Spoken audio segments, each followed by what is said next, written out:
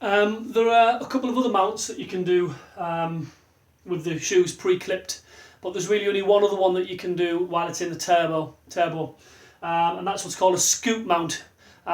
So this is where the bike doesn't really ever stop. You bring it to a slower position rather than stopping. Like a static mount, you're still moving the bike ever so slowly, and you kind of mount the bike as it's moving.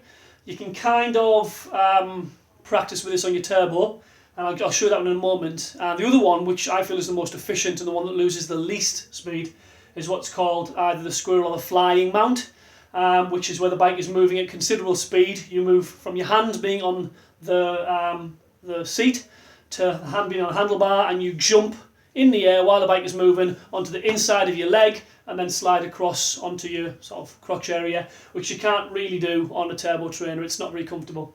But I'll show you what is called the scoot mount, which you can do pre-clipped.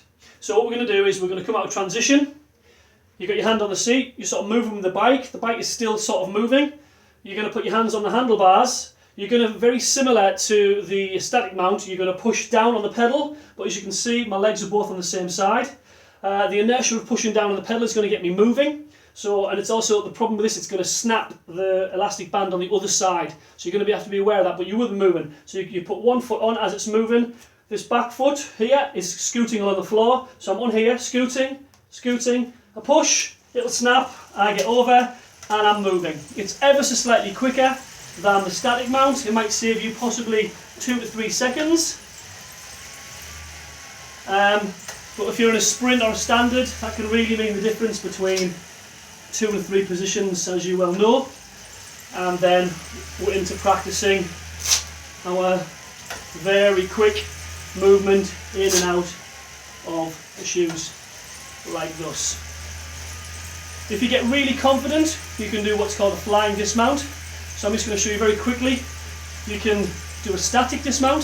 So our feet are now on the tops of the shoes. The bike would stop, and we can just step off and get off the bike, and we're running with the bike. We've saved a lot of time. What we can do beyond that, if you want to, is you can do a flying dismount. You can get up to the confidence of doing this at speed very, very quickly. And this way, there's 2 choices. As you're moving very quickly, you can either bring your foot over the top tube, so it's in front on this side, or while you're still moving, you just step off and go. A more of an old-fashioned one, which people realised you can actually clip your own feet if you do this, is the same thing, but bringing your foot behind the saddle. So your foot comes over the back and comes through the middle here. The problem with that is, if you don't move your bike over enough, you can get stuck, and you've still got to try and bring your foot through here and off and go.